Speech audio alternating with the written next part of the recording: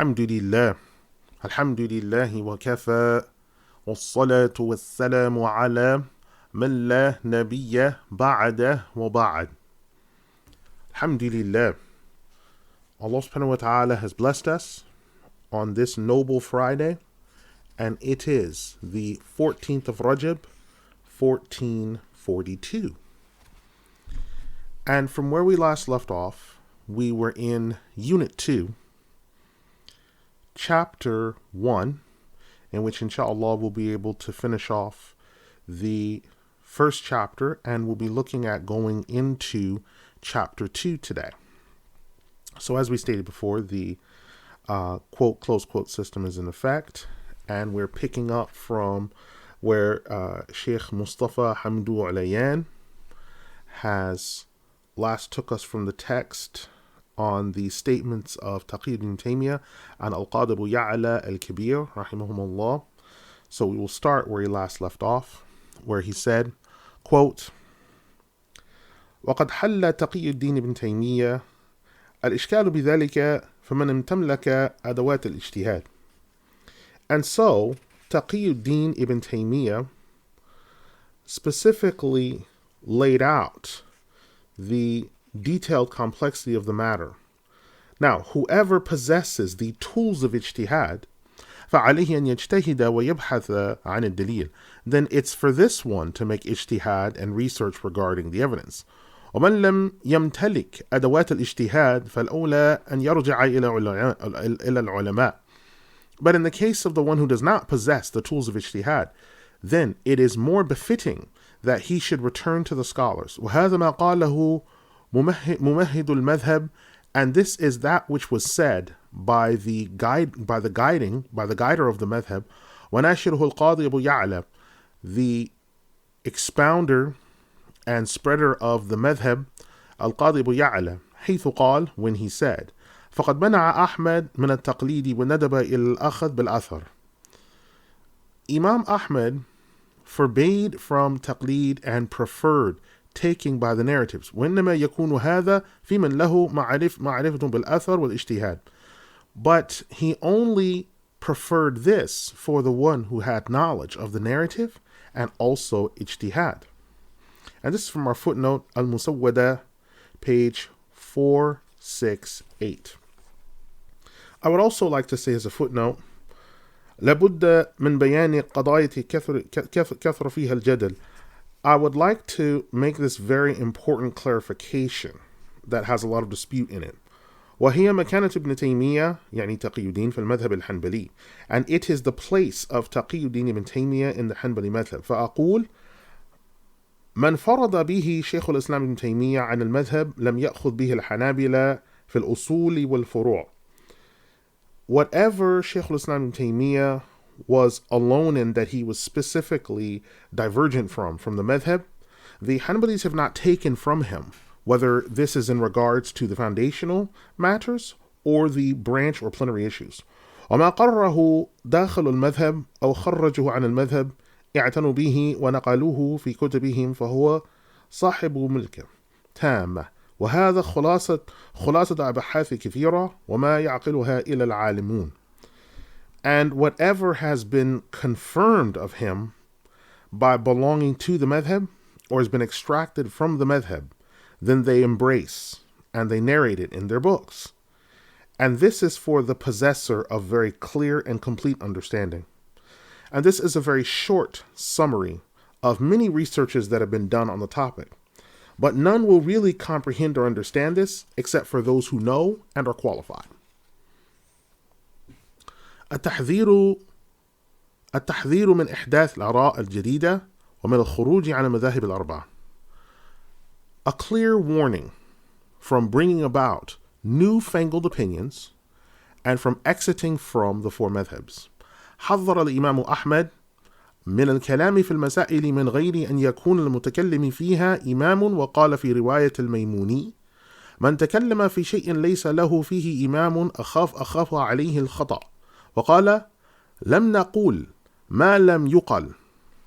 And the Imam Ahmad ibn Hanbal rahimahullah warned from speaking in matters in which no Imam had spoken upon before.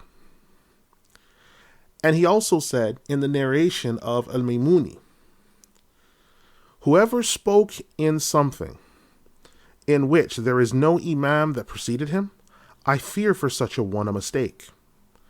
And in another narration he said, we do not say what had not been said.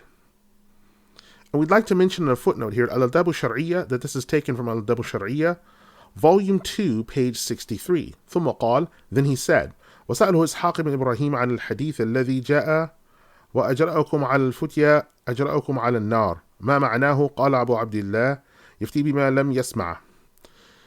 And he was asked by Ishaq ibn Ibrahim regarding the hadith in which it is mentioned, sallallahu alaihi wasallam, that the one who is quickest to give the ruling is the quickest of you to go to the fire. What is the meaning of this? And the Imam Abu Abdullah Ahmad ibn Hanbal said that he gives fatwa according to what he did not hear. وقال ابن تيمية يعني تقي الدين في الفتاوى المصرية وقول القائل لا يتيقد بأحد هؤلاء الأئمة الأربعة إن أراد أنه لا يتيقد بواحد بعينه دون الباقين فقد أحسن بل هو الصواب من القولين وإن أراد أني لا يتيقد بها كلها بل أخالفها فهو مخطئ في الغالب قطعا إذا لحق لا يخرج عن هذه الأربعة في عامة الشريعة ولكن تنازع الناس هل يخرج عنها في بعض مسائل على القولين. So Taqi ibn Taymiyyah said in his fatwa for Egypt, the statement of one who would say that I do not restrict myself to any one of these four imams has a clarification necessary. If he intends that he does not restrict himself to one solely to the exclusion of all other imams, then he has done well. In fact, this is correct according to the two statements. But if he intends that I don't restrict myself to any of the imams, but I oppose them or go differently to them, then he is actually mistaken in most instances, decisively, because this matter does not leave from these four, according to the foundational guidelines of the revealed law, and the people have disputed. Does someone leave from them in some areas? And this is based upon two statements on the matter in detail. وقال العلامة ابن مفلح في الفروع يعني شمس الدين محمد مفلح أبو عبد الله في الفروع المجلد 11 الصفحة 300. And it was mentioned by the scholar Shamsuddin ibn Muflih al-Maqdisi in his book Al-Furu' volume 11 page 103. وفي الأفساح أن الإجماع انعقد على تقليد كل من المذاهب الأربع وأن الحق لا يخرج عنهم ويأتي في العدالة لزوم التمذهب بمذهب وجواز الانتقال عنه.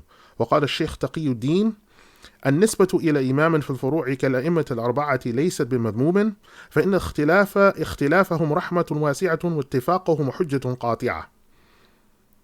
In the book Al-Ifsah by Ibn Hubayra, he narrated that consensus has been established on making taqlid of each of the four schools, and that the truth does not exit from them, and that there has come in the truth of the matter what's been reliably narrated, the necessity of taking hold of a madhab. It is permissible to change from one madhab to another. The Shaykh Taqi ibn Taymiyyah said, ascribing oneself to an imam in the branches of the religion, like the four imams, is not blameworthy. Indeed, their difference of opinion is a vast mercy, and their agreement is a decisive proof. Close quote. Now, what this refers to is Taqi ibn Taymiyyah, what the Imam ibn Muflih has done by quoting Taqi ibn Taymiyyah. Taqi ibn Taymiyyah is actually leaning on a bigger source than him, which is this quote is it's a little bit of a reworking of the last two paragraphs in Lum'at al-I'tiqad by Imam Wafiquddin al-Qudama, in which he said words similar, and you can tell Taqi ibn Taymiyyah has kind of lifted these and only slightly altered them, but this is the same thing that Imam Wafiquddin al-Qudama, an imam that lived 43 years before him, has stated. So it's the exact same language. And someone may ask, well, why is this something that's been put into a creed text. It's at the end of the Lumma. This is the theology text, isn't it? Yes, but following the scholars is a creedal issue because following them is mentioned in Surah An-Nisa, the 4th Surah, 59.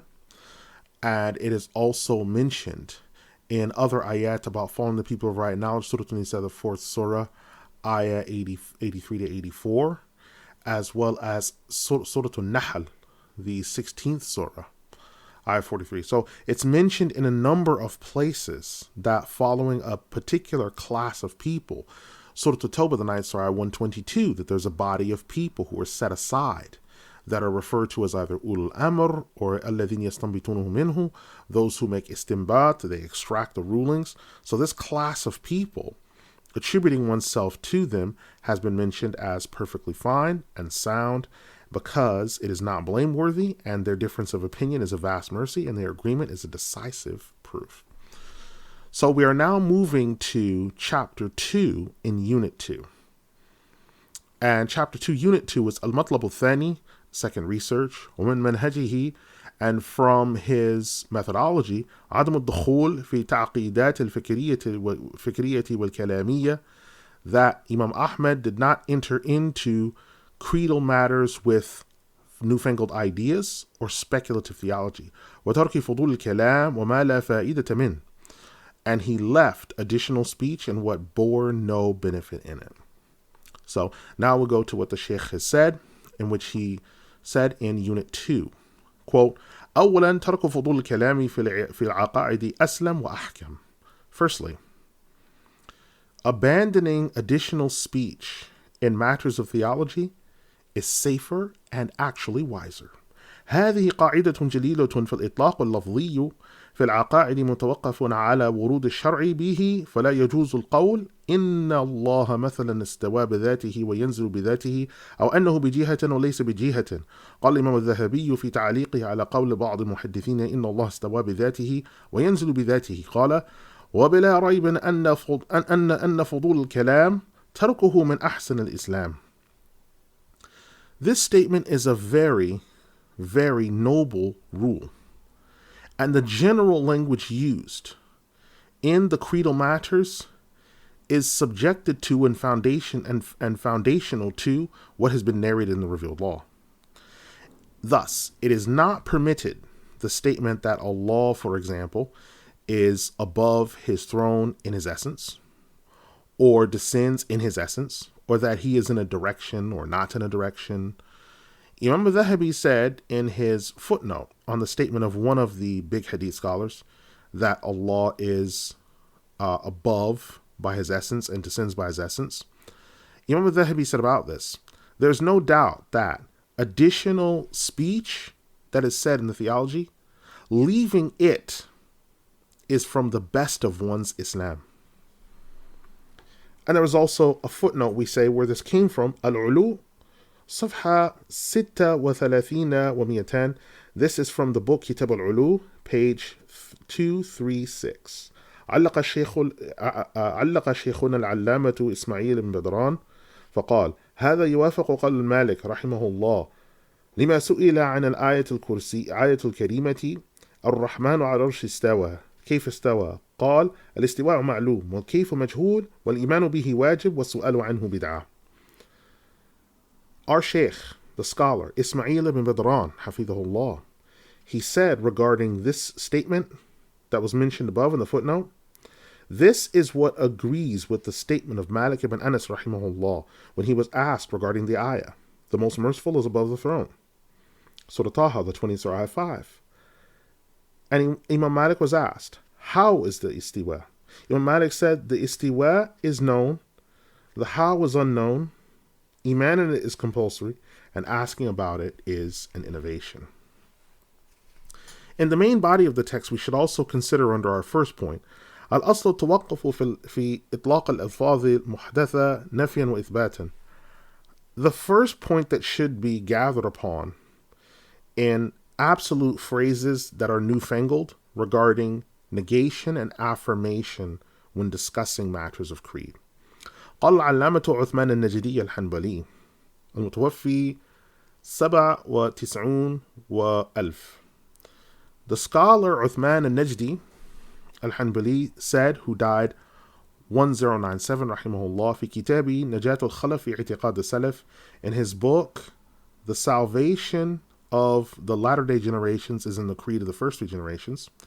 He said the following: وأما ما تنازع فيه المتأخرون من الألفاظ المبتدعة في النفي والإثبات مثل قول القائل هو في جهة أو ليس في جهة وهو متحيز أو ليس متحيزا ونحو ذلك من الألفاظ التي تنازع فيه الناس وليس فيها نص لا عن الرسول صلى الله عليه وسلم ولا عن الصحابة والتابعين لهم بإحسان ولا أئمة المسلمين، فإن هؤلاء لم يقل أحد منهم أن الله في جهة ولا قال ليس هو في جهة ولا قال هو متحيز ولا ليس بمتحيز، بل ولا قال هو جسم أو جوهر ولا قال ليس بجسم ولا جوهر، فليس على أحد بل ولا له أن يوافق أحدا في إثبات لفظ من هذه الألفاظ أو نفيه حتى يعرف مراده، فإن أراد حقا قبل وإن أراد حقا قبل وإن أراد بطلا رد،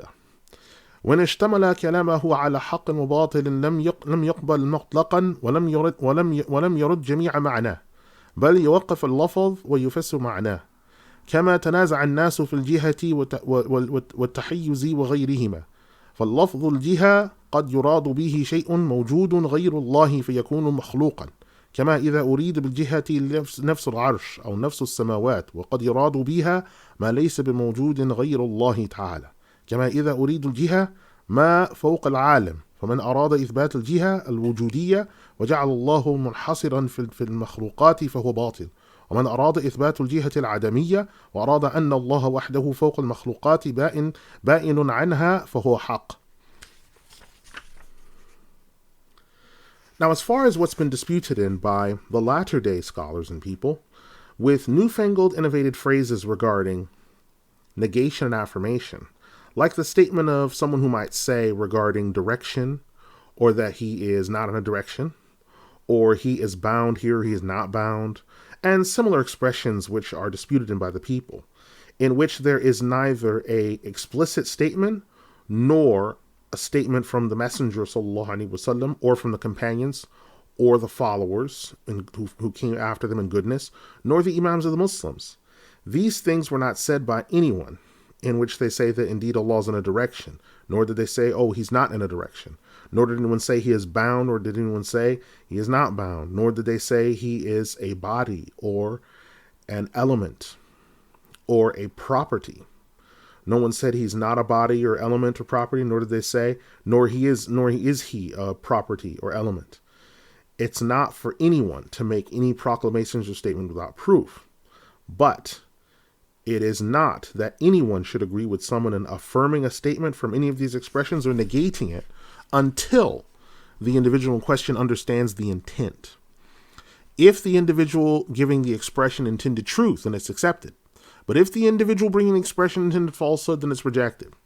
And if the statement is general, in which it could possess either truth or falsehood, it's not accepted absolutely, nor is it rejected in totality.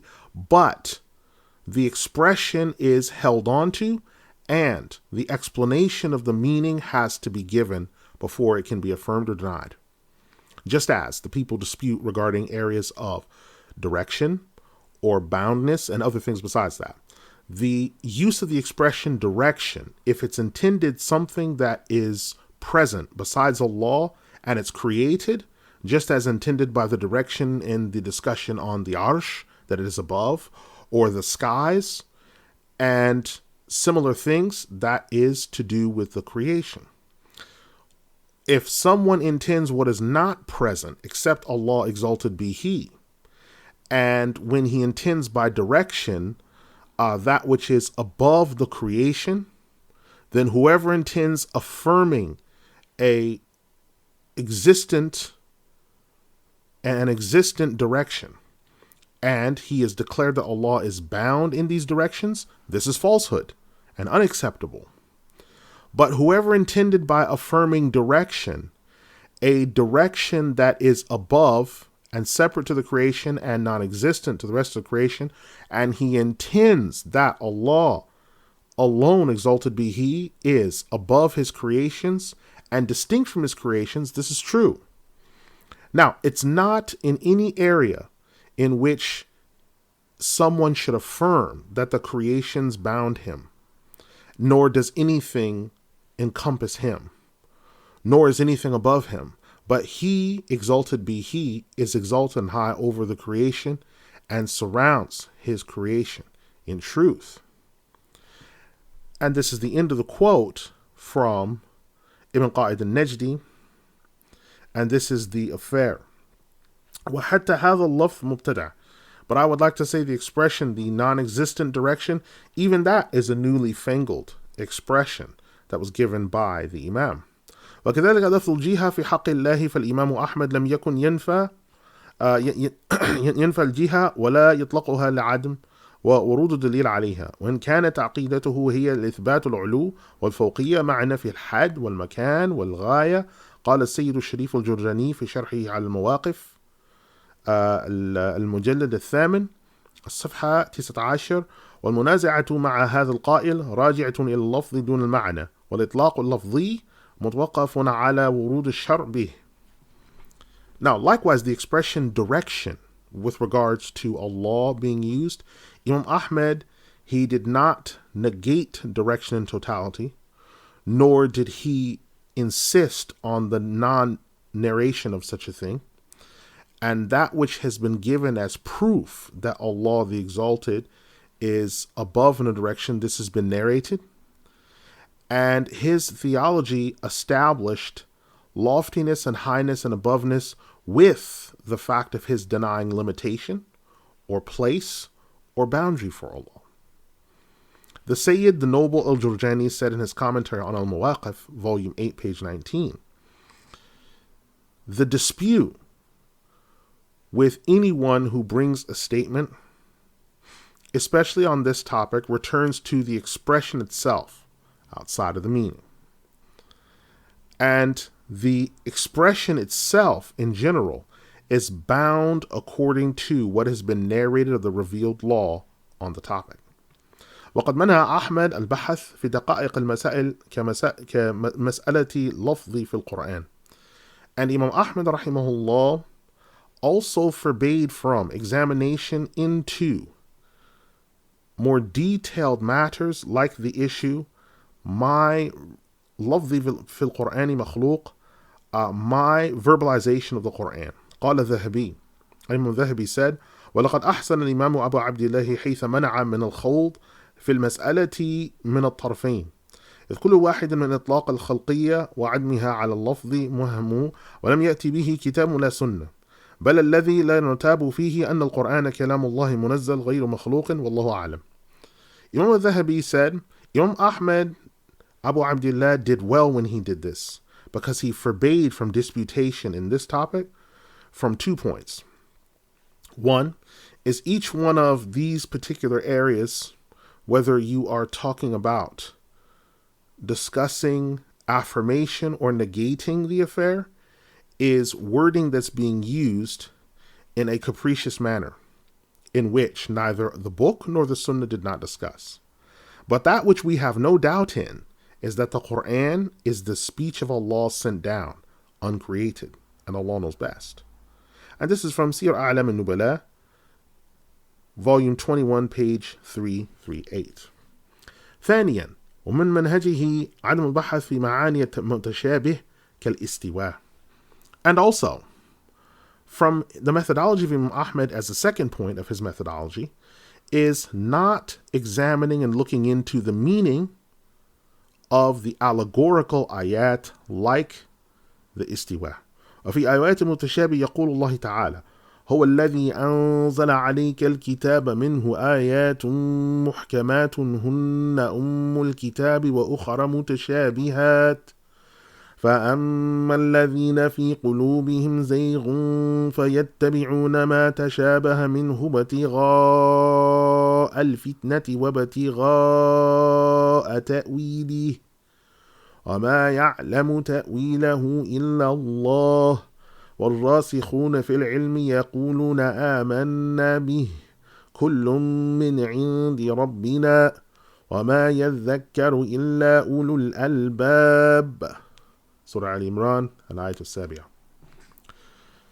On the topic of the allegorical ayat, Allah exalted be He has said, He, Allah, is the one who sent to you the book.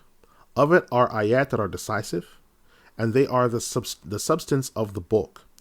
Others are allegorical. As for those who have a disease in their hearts, they follow that which is allegorical of it, seeking tribulation and seeking its meaning. But no one knows its meaning except Allah. Those well grounded in knowledge, they say, we believe in it. All of it's from our Lord. And no one will reflect on this except those who have been endowed with knowledge and wisdom. Surah Al-Imran, the third surah, ayah 7. وَالصِّفَاتُ الْإِلَهِيَّةُ مِنَ الْمُتَشَابِهِ. And the divine attributes are from the allegorical ayat. وَقَدْ سَارَ Imam Ahmad, and Imam Ahmad made this matter very clear and traveled the methodology. وَالْعَوْرَى هَذَا الطَّرِيقِ. And he traveled this methodology, على طريقة salafus-salih. And it was the way of the first three generations that were pious. وهي التفويد ونعني بالتفويد إثبات نصوص المتشابه. He traveled the way of the first three generations in the methodology of tafwid or consignment. And we mean by tafwid, affirming the texts of the allegorical matters, كما هي, as they are, مع تسليم وتفويض المعنى إلى الله, and submitting to them, and attributing the meaning to Allah, دون الخوض في تفصيلات مع الفهم الإجمالي لها. Attributing its meaning to Allah without disputation in the detailed matters, while we understand the generality of the attribute being mentioned, بما يتفق مع آيات المحكم, according to what has been decisively agreed with the decisive ayat. قال الإمام أحمد نؤمن بها ونصدق بها لا كيف ولا معنى ولا نرد شيء منها ونعلم أن ما جاء به الرسول حق إذا كانت بأسانيد صحاح ولا نرد على رسول الله صلى الله عليه وسلم. قوله ولا يوصف الله تعالى بأكثر مما وصف به نفسه أو وصفه به رسوله بلا حد ولا غاية ليس كمثله شيء وهو السميع البصير. سورة الشورى الآية 11. ولا يبغى الواصفون صفته وصفاته منه ولا نتعدى القرآن والحديث ونقول كما قال ونصفه كما وصف به نفسه ولا نتعدى ذلك. نؤمن بالقرآن كله ومحكم متشابه ولا نزيل عنه صفة من صفاته الشناعة شنعت.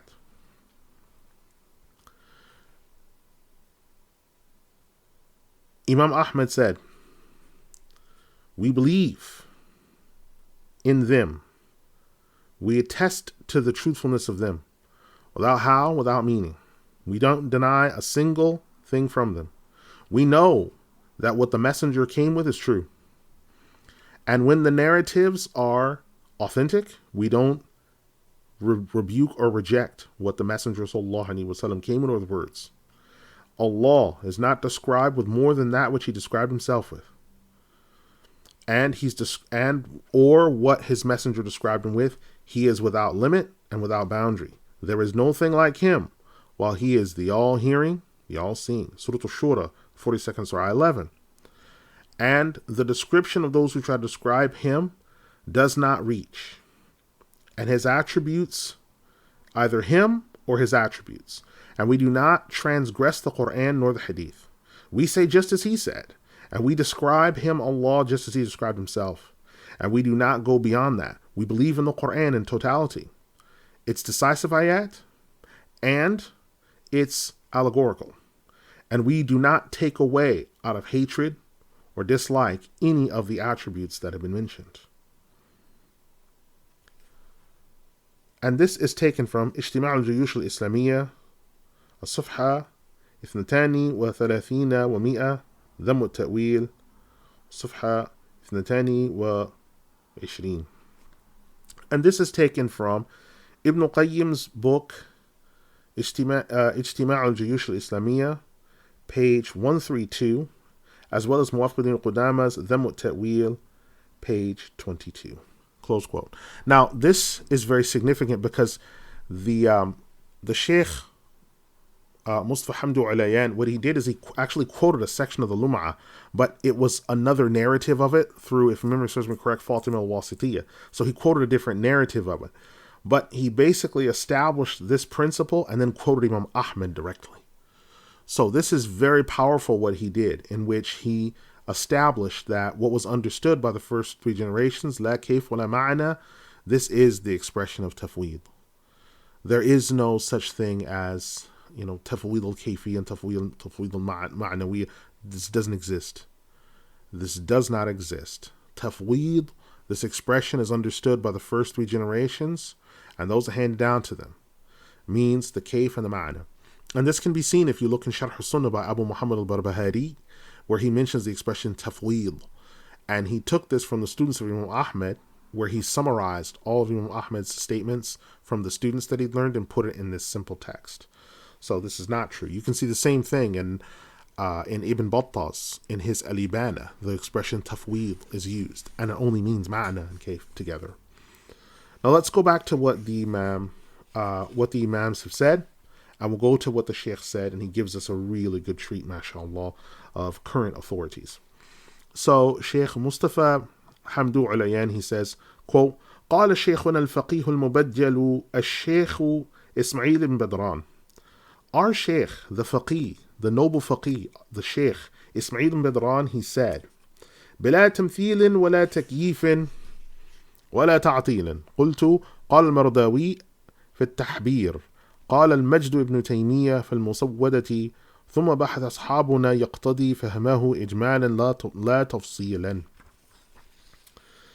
So the Shaykh Ismail Badran has said, and we believe in them without likeness, without how, nor rebuking or denying them.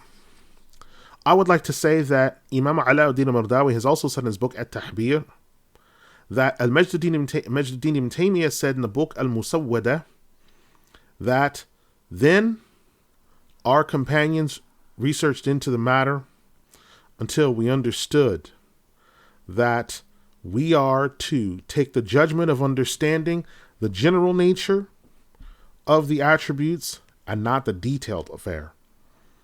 And this is from At-Tahbir, Volume 3, page 1408, and also Al-Musawwada, Volume 1, page 164. Close quote. So what this is talking about is that we understand in general what's been given to us in the ayat, that the attribute of yed is different to the attribute of wedge. And because different words are being used for different attributes. So we understand that these attributes are different. That the attribute of that or nafs is different to the attribute of al-ayn. So that's the general affirmation. But as far as everything else we don't know about this, and we've not been given the knowledge of this. So we affirm the generalities of them, that the attribute is true, that it's from Allah. We don't know what the meaning or the how is, but we know that each attribute is complete, perfect, without any shortcomings or flaws, and that they are different to each other because different words are being used for them. But that's all that we have. Right? So we'll go back to the statement of Shaykh Mustafa Hamdu Ulayyan, where he says, quote, فكان الإمام أحمد يثبت النصوص كما هي ولكنه لم يكن يشغل الناس في البحث في معانيها والكلام في دقائقها مع الاعتقاد بأن الله لا يشبه شيء في ذاته وصفاته وفعاله.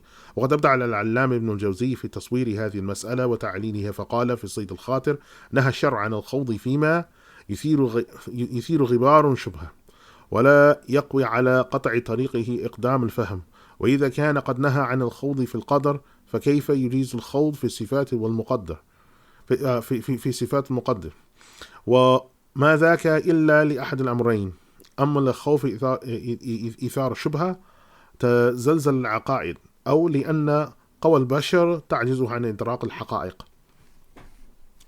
And so Imam Ahmad affirmed the text on the attributes just as they were, but he did not distract the people or allow them to get busied in researching into their meanings or to speak on their detailed matters. And so we have a footnote here. جاء للإمام أحمد رجل ظل يتفكر في ذات الله حتى وقع في الوسوسة فهون عليه الإمام وقال لعلك كنت تدمن الصوم أفطر وكان دسما وجالس القصاص فانظر كيف منعه من التفكر في ذات الله وأمره بمجالسة الوعاث وهم أهل رقائق. There once came to the Imam Ahmad ibn Hanbal a man who was suffering, and because he was in the shade in the noonday heat, trying to reflect about and investigate into the essence of Allah. And this man had carried on until he fell into doubtful whisperings. And the Imam came to him and he said, you may be in the situation in which you are suffering under your fast. What you should do is break your fast. After wa kul dasman. Break your fast and have milk. Sit with the people that tell beneficial narratives. Wajalis al-Qasas. Sit with those who tell valid stories, beneficial stories. And look at this point how Imam Ahmad forbade him from investigation into the essence of Allah. And he commanded him to sit with the beneficial preachers, and they are the people who have tender hearts and mercies. And I put this footnote for the reflection of the reader. To look in the main body of the text, though, you notice that Imam Ahmad, he did not allow the people to busy themselves into the investigation into the meanings and speaking on the detailed matters of the attributes. With that being the case, they had the creedal understanding that Allah does not resemble anything in his essence, attributes, and actions. And Imam Al-Jawzi already considered this matter an innovation on this topic and connected to it other affairs when he said in his book Sayd al-Khatir, the revealed law has forbade from disputation in that which may cause doubtful matters, and it doesn't strengthen the means of someone bettering the comprehension understanding they are meant to have. And when this is the case, it's necessarily seen that a prohibition was established regarding disputing in the matter of ordainment and destiny. So, how would it be permitted if someone's forbidden from discussing the matters of ordainment and destiny, that someone is permitted to dispute fi sifat al-muqaddir in the attributes of the one who brought about the destiny? No, this doesn't come about except for two issues. One is a real fear in that doing these things shall bring about a doubtful matter that'll shake the theology of these people. Or two, the individual in this case should know that the more the individual knows, this prevents him from knowing the realities of these things, and he reflects on the truth of that matter. ثالثا, the third thing from Imam Ahmad's methodology in theological matters, ومن منهجه تلك اشتغال بخطرات الصوفية. From his methodology is busying oneself with the dangerous affairs of the Sufi people. ظهر في عصر الإمام أحمد بعض الصوفية الذين يشتحون ويذكرون كلاما لا دليل عليه. There appeared in the time of Imam Ahmad some of the Sufiya who indulged in affairs and mentioned speech in which there was no proof for it. وقد روى ابن الجوزي أن أحد الرجال الصوفية في عصر الإمام أحمد قال إن الله عز وجل لما خلق الحروف سجدت الباء فنفر الإمام أحمد منه وقال تفر الناس عنه لأن هذه أمور غيبية لا فائدة منها. It was narrated by Ibn Al-Jawzi that one of the men of the Sufiya in the time of Imam Ahmad said, indeed, Allah Mighty and Majestic, when He created the letters, the ba prostrated. Imam Ahmad got up and moved away from him, and he said, let the people flee from such a one. And this was said because these are unseen matters in which there is no benefit in them, in which the man is discussing. وقال ابن مفلح يعني شمس الدين أبو عبد الله المقدسي في الآداب الشرعية, in the text الآداب الشرعية, فصل كراهة الكلام في الوسواس وخطرات المتصوفة, a subsection on the disliked nature of speaking on matters that may cause whisperings and the dangerous affairs of the Sufiya. And this was a warning. قال المرداوي سئل أبو عبد الله عمن تكلم في الوسواس والخطرات فنهى عن مجالستهم وقال للسائل احذرهم, وقال سمعت أبا عبد الله يقول جاءني الأرمينيون بكتاب ذكر الوسواس والخطرات وغيره, قلت فأي شيء قلت له؟ قال قلت هذا كله مكروه. وقال في موضوع آخر للمروذي عليك بالعلم عليك بالفقه. قال المروذي Abu Bakr al-Marruzi said, Abu Abdullah Ahmad ibn Hanbal was asked regarding speaking on doubtful matters that can cause whispers or dangerous thought matters, and he forbade from sitting with those people that engage in this activity. He said to the questioner, احذرهم, beware of them. And Abu Bakr al-Marruzi also said, I heard Abu Abdullah Ahmad ibn Hanbal saying, there came to me the Armenians with a book in which there was mentioned therein matters that could lead to whisperings and other dangerous doubtful affairs and other things besides.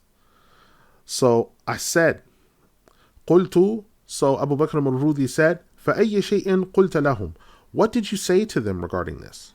قال قلت, Ahmad ibn Hanbal answered, I said to them, هذا كله مكروه, all of this is disliked. وقال في موضع آخر, and he said in another place to Abu Bakr al-Marruzi, you عليك بالعلم, you need to focus on the knowledge, عليك بالفقه, and you need to focus on the fiqh. وقال إسحاق بن إبراهيم سمعت أحمد بن حنبل يقول ما تكلم في الخطرات التابعون ولا تابع التابعين. Ishaq ibn Ibrahim said, I heard the Imam Ahmad ibn Hanbal saying, what is this? Are these dangerous affairs that which was spoken in by the followers and the followers of the followers? وهذا لا يعني أن أحمد كان يحذر من طريقة التصوف التي تدعو إلى الزهد والورع والتحقق في العبادات. Now, understand clearly that this doesn't mean that Imam Ahmad warned from the path of tasawwuf altogether, which calls to zuhud, abstention, and perfecting of the acts of worship. بل لقد كان الإمام أحمد من دعاء الزهد والورع وموقفه من الحارث المحاسبي لم يكن بسبب تصوفه. Understand clearly that the Imam Ahmad Hanbal was from the callers to zuhud and abstention.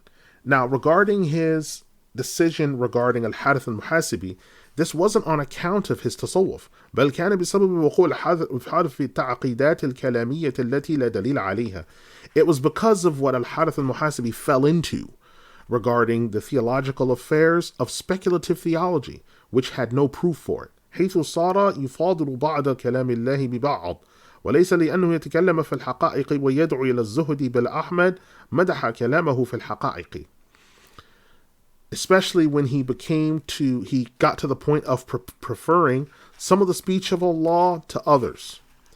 And this is not because Al-Harith Al-Muhasibi spoke on the topic of the realities of tasawwuf and called to zuhud. On the contrary, Imam Ahmad praised the speech of Al-Harith Al-Muhasibi in these areas.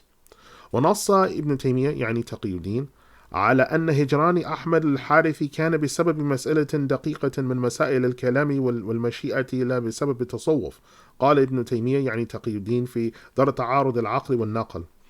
And Taqi ibn Taymiyyah explicitly mentioned that Imam Ahmad making hijrah from Al-Harith Al-Muhasibi was on account of بسبب مسألة دقيقة of a very detailed matter from the matters of discussing and Allah's will, and not because of tasawwuf. Taqi ibn Taymiyyah actually said in his book, Dar'u Ta'arud Al-Aql Wal-Naql, Volume 7, page 148, هجران أحمد الحارثي لم يكن لهذا السبب الذي ذكره أبو حامد، وإنما هجره لأنه كان على قول ابن كلاب الذي وافق المعتزلة على صحة طريق الحركات وصحة طريق التركيب. Imam Ahmad making hijrah from Al-Harith Al-Muhasibi was not because of the matter of tasawwuf, which was mentioned by Abu Hamid al-Ghazali. Indeed, Imam Ahmad made hijrah from him because he was following Ibn Kullab, who was agreeing with the Mu'tazila in the discussion on the movements and tarkib and compound natures and discussions in speculative theology. وَلَهُمْ يُوَقِفْهُمْ على نفي الصفات مطلقا بل كان هو وأصحابه يثبتون أن الله فوق الخلق عالا على العالم موصوف بالصفات ويقررون ذلك بالعقل. And he did not agree with them on their negating the attributes altogether, but he and his companions affirmed that Allah was above the creation. He was above all of his creation. He is described by attributes, and they affirmed all of this, but with the intellect.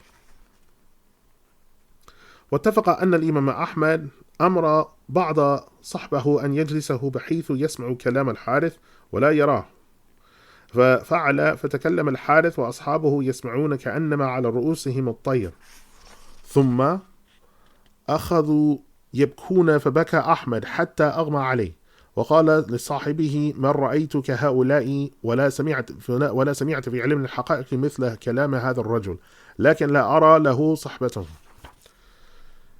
And it was agreed that Imam Ahmad, by historical accounts, that Imam Ahmad ordered one of his companions to sit with him whenever he heard the speech of Al-Harith Al-Muhasibi, but sit with him in a place where he didn't see him, and so he did so.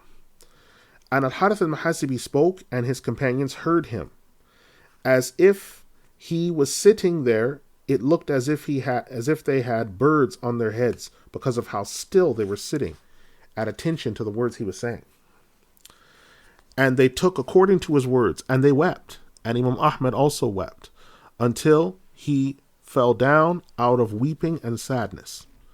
He said to his companion that was with him, I have not seen the like of these, nor have I heard in the knowledge of the realities of the tasawwuf like the speech of this man. But I don't see for you, وَلَا أَرَى لَكَ صُحْبَتُهُمْ, but I don't see for you that you should keep their company. فهذا ثناء واضح من الإمام أحمد لكلام الحارث في الحقائق. And this is clear praise from the Imam Ahmad for the speech of Al-Harith Al-Muhasibi on the topic of the realities of the tasawwuf. ولا ننسى أن نذكر أن المحاسبي كان يحمل التقدير للإمام مؤيدا موقفه من المحنة قال عبد الله ibn Ahmad ibn Hanbal. And we can't forget, before we go, that we mentioned that Al-Muhasibi used to carry a strong rank for Imam Ahmad and strengthen his position and during the time of the Great Inquisition. Abdullah ibn Ahmad ibn Hanbal said, كتب لي الفتح ibn Shakhraf al-Khurasani.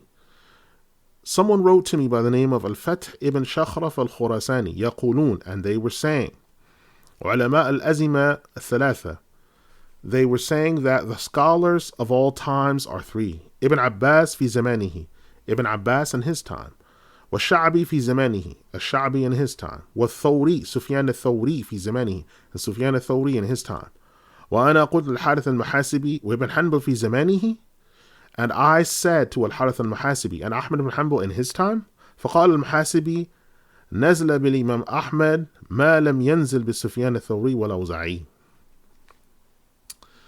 Al-Muhasibi said in reply, there came down with Imam Ahmad what did not come down with Sufyan al-Thawri and al-Awza'i. And this is taken from Hilyatul Awliya, volume 9, page 167. Close quote. So this is where we will pause today, inshallah, and pick up for our next class. But you can see here that regarding his theology and regarding the principles that he's using, we've reached some 3 principles in his theology that also included the Sufiya and avoiding speculative theology and Greco-Roman Neoplatonist reasoning, and how important this is in protecting people from whisperings as well as dangerous thoughts that could come into them that could harm them while they're busy with the actual knowledge and the fiqh. Those are the main things people should be focusing on, is their creed, the knowledge of the religion they're supposed to obtain, and the fiqh. Whatever distracts from that, which in that case would be speculative theology, Neoplatonist, Greco-Roman reasoning, and similar things to that, are to be negated, rejected, rebuked, and denied. And that's why Imam Ahmad, when he sat in the gathering and listened from a place where Al-Harith Al-Muhasibi couldn't see him, he heard the good things that he was saying on the topic of tasawwuf, on zuhud and wara', as well as other affairs. And he said, this is good. He said, but I don't want you to keep his company, because at that point, although he's saying one thing there, it's not the case that you can avoid him saying another thing in another case. And these are the issues that you'll find, where there's sometimes someone who, okay, the tasawwuf and the purification of the heart is fine, but theologically there's other affairs that they should not be doing. And that's why there's always been this hostility towards the Greco-Roman or Neoplatonist reasoning, because it is harmful and there's no proof for it. So even someone that said good words about Imam Ahmad and was firm in other words, because they fell into that issue, it's reason enough to avoid them. So we need to stay firmly entrenched upon the way of the first three generations and what they established. And so I say to you, as of this Friday, I ask that Allah subhanahu wa ta'ala accepts all of our good deeds that we've done. And I say, Subhanaka Allahumma bihamdika wa ashhadu an la ilaha illa ant astaghfiruka wa atubu ilayk innahu ghafurur rahim yarhamir rahimin wa la ilaha illa Allah wassalamu alaykum.